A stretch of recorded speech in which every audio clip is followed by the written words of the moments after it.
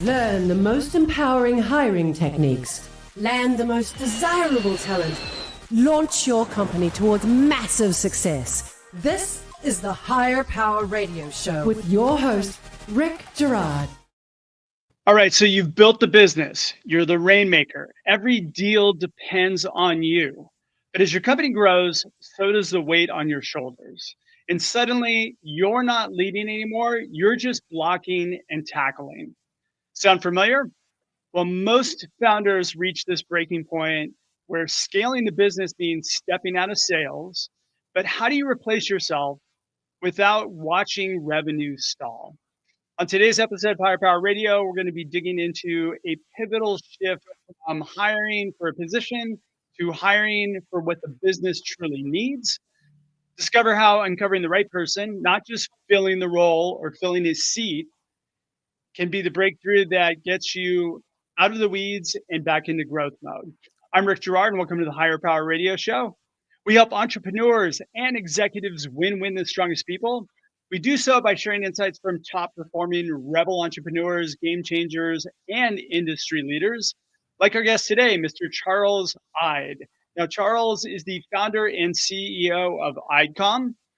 Now, he's built a company that's known for high-impact, engagement-driven experiences, producing events for some of the world's top brands. His leadership philosophy centers on innovation, transparency, and putting people first.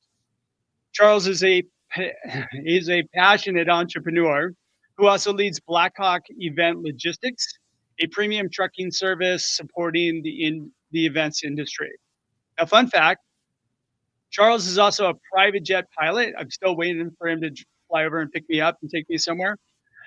He's a ranch owner and an advocate for American manufacturing and values-driven growth. He was a 2025 finalist for Ernst & Young's Entrepreneur of the Year in the Heartland region, which is what makes Charles the perfect expert to today's topic. Charles, welcome to the Higher Power Radio Show today. Thanks for having me, Rick. It's good to see you. Yeah, good to see you too. Just let me know when that, my airport's right here. I'm just saying. Yeah, man, we'll just have to get in that plane and come out there. It's just a few hours. I mean, hey, we're not, I will never say no. All right, so we're gonna delve into, like you're gonna share a really cool experience or share with us, like in a story where you thought you needed one thing, and then you ended up finding something completely different. And it's interesting when you think about doing a gap analysis of your company, like what you need. You think as the CEO, especially when you're transitioning away from sales, that you need somebody who could just kind of like work under you and maybe do some sales, but maybe that's not what the business needs. So talk to me a little bit about your experience here and how you discovered that what you thought you needed wasn't really what you needed, and what was the problem that you were trying to solve? Yeah, I mean that's I guess a cornerstone of our business today. It really comes down to, I started this company, and in the beginning it was just me, and I was fortunate enough to start building a sales team. I knew early on, if I wanted to grow our company, we had to sell more of what we do. And so we started hiring salespeople, and I was really fortunate early on to find some incredible people to join our sales team. A couple of them have been with me for a long time, and I was really lucky to find them. But what happened was, as the CEO and the founder, my role continued to evolve. When you're like stage 1, stage 2, and you start growing and you start looking at all this stuff, and you're like, I don't have time to be the one selling. So now I'm going to support the salespeople. And so I found myself spending a lot of time going out on sales calls, or even, in today's world, Zoom calls, and meeting with potential customers. Well, that was eating up so much time. I couldn't be a leader. I couldn't be a visionary. Yeah. And I was stuck in the weeds. And so there came a point where I was like, there's got to be a better way. And it came time to delegate and elevate basically the leading of our sales team. Right. And so that was where it all kind of began for me. Gotcha. It's funny, like I have a mentor, Dean Stoker, and one of the things that he says is like, from 0 to 10 million, you're like, that's where you're kind of responsible for that. But like once you get close to 10 and you're pushing past that, you gotta bring in a lot of professional help. What were you around that mark when you started to kind of hit that wall? Yeah, we were so post COVID, we were on this rocket ship of growth, and we still are today. At the time, we had been knocked down, but we were on our way back up, and our first kind of year out of it was around $5 million in revenue. And that's where it started getting kind of overwhelming, in our industry. That was like, oh my gosh, like now that's obviously in the grand scheme of things, that's not that much revenue, but it got to the point where I couldn't personally go on all these meetings and be the guy anymore, where it was like, oh, don't worry about it. Just bring me and I'll go and promise the world and they'll sign, no problem. Right. And it was like, that's not sustainable. You can't scale a company like that, and I had a number of mentors of mine that were like, you need to do something that's more sustainable. So that's when we started looking. And initially, Rick, my thought was, if I can find a manager who can be a sales manager, I'll be golden, right? Find someone who can, because at the time I was like, well, that's what I'm doing. I'm sales managing. So I was like, I'm just going to look for a sales manager. So that's what we put it out there for, is a sales manager. And we started interviewing lots of different people, and it was really interesting to hear the different perspectives. But really, I didn't know I was looking for a sales visionary, right? Someone who could really envision, how do we grow this company? How do we scale this business? Right. So that's where my wheels started turning in these candidates. And I got it down to 2 candidates. One of them was a tried and true sales manager. This guy had a lot of experience managing people, coaching deals, working through the intricacies. The other guy, we took him to lunch because it was kind of nebulous. We posted the position. I don't know. Can I talk about numbers here? We posted the position for something like 75 or 80K base plus like a performance incentive, but we didn't know what that looked like. And the candidate that we met with over lunch, he was like, let me help you. Let me help you on this. And I was like, you can help me? You mean like I don't have to do all of the thinking? Can you help me? And he talked me through what he saw were the problems. And I was like, oh my gosh, this guy's incredible, but there's no way I can afford him. Not a chance. That is the worst assumption you could always make. Totally. You know what I mean? Like, and I've heard that so many times from members in my EO forum, and like, God, I can't afford an A player. Like, you are making an assumption. If you believe it, you're absolutely right. But you'd be amazed on what you can afford, because you have other forms of compensation that are more important to people than just money. Well, yeah. And so like, think about this. When you're first getting going and you're adding a new position, sometimes you don't, as a small business, you don't actually know what it is that you really need.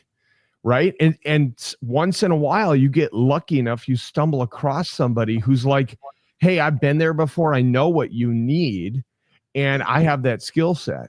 And that's exactly what happened with Brandon Beck. He came to me, well, we had lunch. He was like, look, I understand that that's what you think you need. I actually think we need more architecture and more structure. We need to add more salespeople. And and this was like meeting number 2 or 3. So he'd done such a good job gathering all the information about what we had going on and where we were going. So as a candidate, I was learning from the candidate. And as a small business owner, you're like, maybe I don't know everything. That's a really good point. All right. So I want to delve into this a little bit deeper, but you're listening to the Higher Power Radio Show. I'm your host, Rick Gerard. For our podcast listeners, we're going to take a quick educational moment from our sponsors. All right. I'm digging in deeper with our guest, Charles Eide. Sorry. I didn't want to do that. He's the CEO of Icom, and we're talking about a storyline of, actually discovering what your business really needs as opposed to what you think you need, right? So So let's delve a little bit deeper into this. So if you can, like, let's step this out or break down the process you kind of went through maybe in your mind to, like, you met with somebody, they educated you on kind of what you need, and then where did that mindset go, or what was that aha moment, or like walk me through how you got over that hurdle of there's no way we're going to be able to afford this guy. Yeah, I mean, when we had sat down initially, and then a second time, and Brandon, his name's Brandon Beck, he's our chief revenue officer now. I didn't know we needed a chief revenue officer. I didn't know. I thought I needed a sales manager, and Brandon had a lot of experience, and he came to the table, and he was like, "Look, if you're going to have the growth that you keep telling me about, it's not just doing more of what you're doing already. It's coming up with new architecture to really grow the business." And I was like, man, like, this is the kind of thinking I need. And I was open enough to not say, I've been a student my whole life. And I don't mean in the traditional sense, but I believe that there's a lot I don't know and I need to learn. And For so sure. I was like, I am totally open to admitting that, number one, I don't know what I don't know. And number two, I may not know what I need, but I think this guy in front of me does. Now, that can go terribly wrong as well, right? Like, you take the advice from the wrong person. So that's where mentors and coaches and, like you said, your EO group, or I'm in a group called SOAR, it's SOAR Leadership Groups, same thing. I was able to bounce it off of the people that I really trusted and say, what do you guys think? Like, he's telling me that I need ding, ding, ding, ding, ding. And they're like, well, actually, Charles, that sounds exactly like what you need. So you think to yourself, so we ended up figuring out a comp plan that really worked well. And it was nowhere near the money I thought I was going to pay. I thought I was going to pay like an $80K base, and I was going to, maybe there'd be 20 grand to upside, and he'd be like 100 grand. No. The amount of revenue he generated justified more than double what we thought we set out to pay. And today that number is looking more like triple or quadruple. Do I worry about it? No, because in the 3 short years that he's been with us, we've gone from 5.8 million to 11 million to 20 million. Okay. In 3 years. In 3 years. Now, I have to give credit to my ops team who can deliver on all that product, right? Like Kyle Arndt, who's our COO. We couldn't do it without his vision, or Patrick Stoll, or any of the people that are helping deliver the product. But when it comes to sales leadership, I needed someone who could relate with my current salespeople, who could come alongside them and be like, let me coach and mentor you. Someone who could understand the deal flow and structure and then really go after it with them. So I didn't know that I needed that. And I was fortunate enough. I thank God, I feel blessed that I was able to find him, because he's been a game changer for our company. And it was not knowing it all, but saying, hey, I'm open to learning. So if I'm hearing you right, like, there's a couple different things. I mean, first you had to kind of shift your mindset from I need to fill a role to like, I need to understand what the business needs. And that person provided that insight to you, but then you were open-minded enough to listen to it, right? And be able to kind of, not be so structured in on, well, no, I really just need a hiring manager, and this is where my mindset is. And then the second piece was, the feedback channel that you involved your peer groups and trusted advisors and mentors, and really kind of like, what was, where how did you leverage them in such a way where it made sense to you? Because sometimes,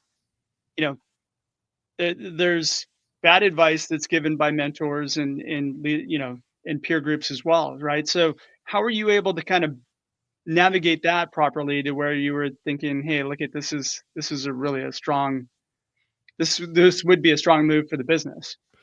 Yeah. So when I look at like being a part of a peer group or having mentorship, you almost have to bow your head internally and say, I have to be brutally open and honest with these people to give them the full picture and be completely available to receive the collective wisdom and genius that is in that room, and then do something with that, right? I have a mentor. He just sold his company for so much money. He'll never have to work for 3 generations. His family is set.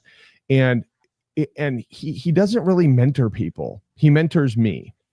And we were talking the other day, and he said, of all the people that want my time and attention, you're the only person that I really spend it with.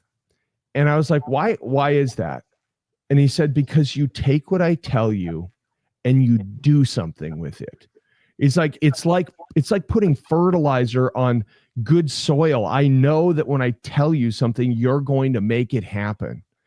And I think we are all in a place where there's 2 kinds of guys out there, guys and gals, leaders. There's 2 kinds of leaders: people who think they know everything and everybody else is wrong, and the people who are like, hey, this is a journey of learning. And if I can put myself in a place, no matter how successful I am, there's always something to learn. If you can do that and you can say, I am going to humble myself, even if I think I'm always right, look to people who know what they're taking, what they know. Look to people who you trust is what I'm saying. And take their advice and their input and trust them and trust your gut. Sometimes you get input and you're like, I don't know if I should take that. And other times you're like, I'm going to use that one. It seems to me that the 2 types that you just mentioned, the second type is really the latter. I mean, most leaders tend to really focus in on knowing it all, right? And they hire other people that can help them to know. But that learning mechanism, or that humility maybe, is so important to have. And I know we talk about it a lot, and a lot of that coaching happens, but there's, it is, I think it's unique for a lot of founders. And I think it just has to do with the pressure that, quite frankly, you have to be the person who's leading everything. And so if you don't have the answers, then it's viewed as being as a weakness. Well, what I've learned is I'm not a $1 billion company right now, right? I want to be a $1 billion company. I'm gonna be a $1 billion company. We're gonna go to 100 million by 2030, and we will be well on our way to $1 billion in revenue. But I'm not currently a $1 billion CEO. And so I recognize there's a gap there that I have to fill, and I have to learn some things. I need to learn a lot of things. And that comes down to pairing up with people who can teach you these things. So the same is true, Rick, on the other side. There are going to be people in your life, friends, old mentors, people that are smaller thinking than you, that you have to move on from. And there's no way that you can get where you want to go with a tight attachment to the wrong mentors and wrong leaders. For example, we do EOS. Yep. We do EOS.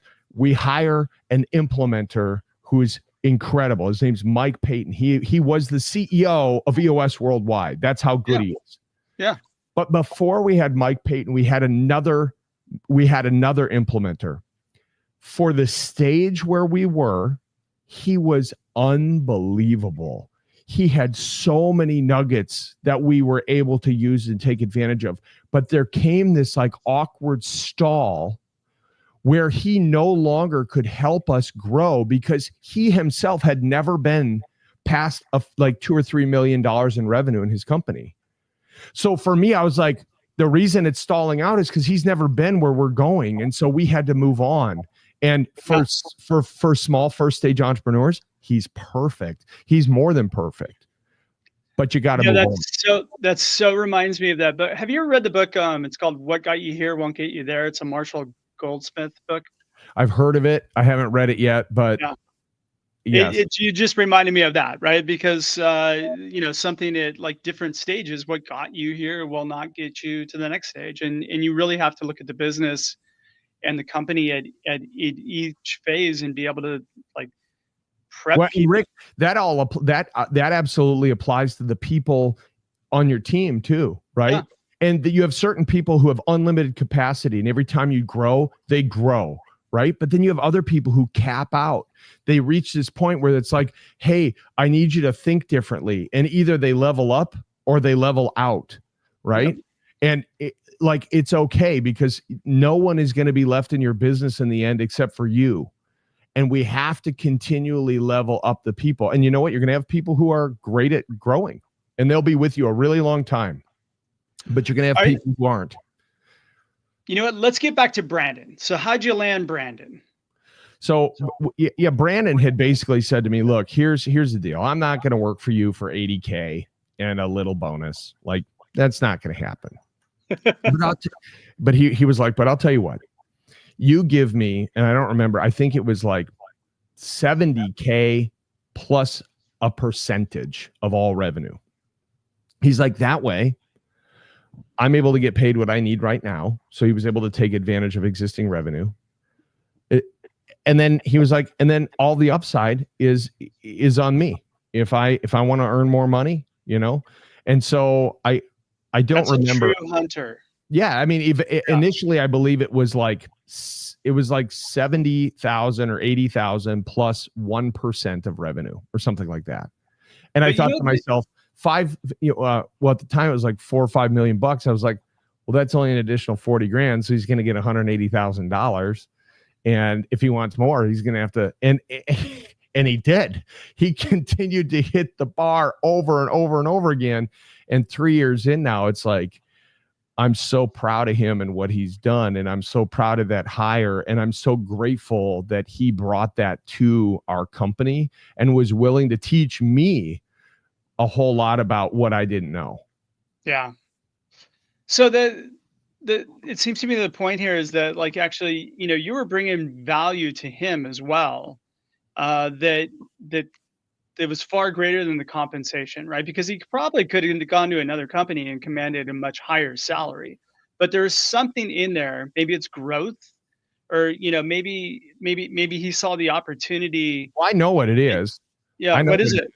So Brandon is all about, like, what kind of impact can he have on other people, right? Yeah. And when he saw the mission that we have, you know, to change the world one audience at a time, he was like, not only am I going to help a company grow that's doing great things and is a standout company, but he's going to be able to empower other salespeople to do their best work.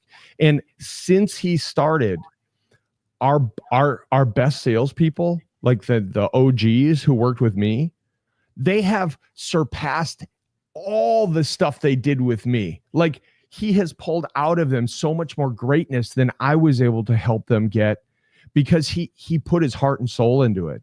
Yeah. And I think that's an important thing, is like, it's not just about the money. Like, I think money is a byproduct of doing something incredible and something noteworthy.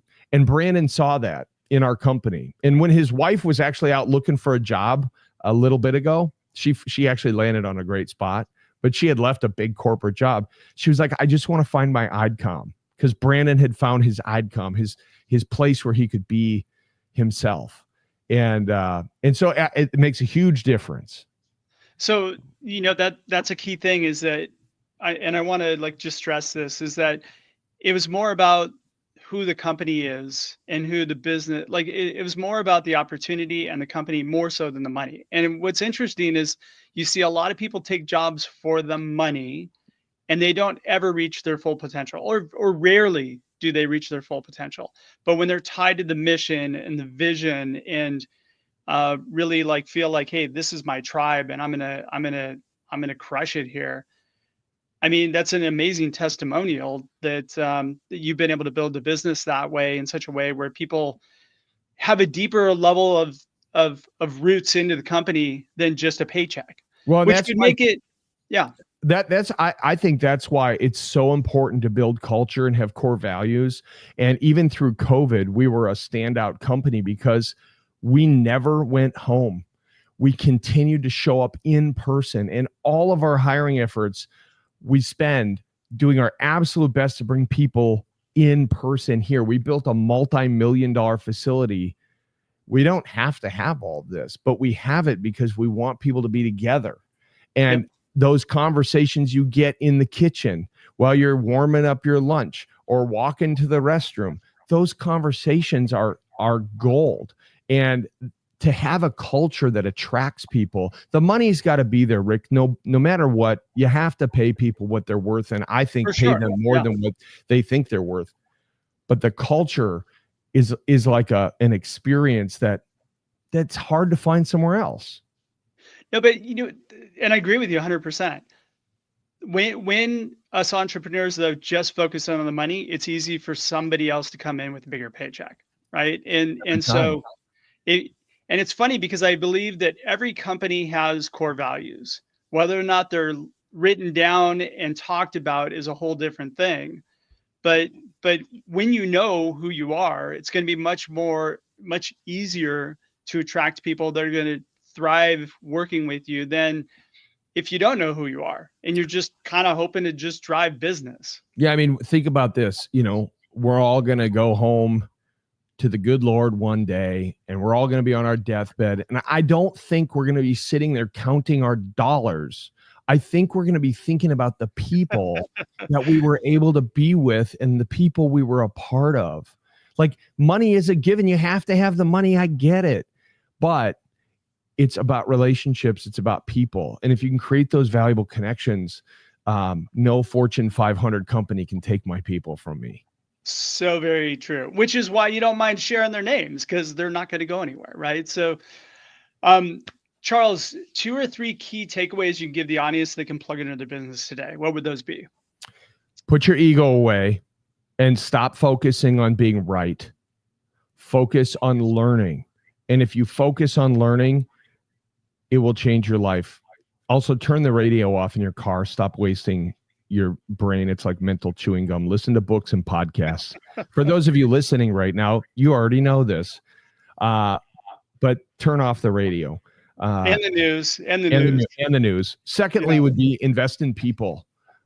Invest in people, whatever that means, because it's not always money. It might be relationships. It might be, who knows what it is, but invest in people and give them grace and they will stay.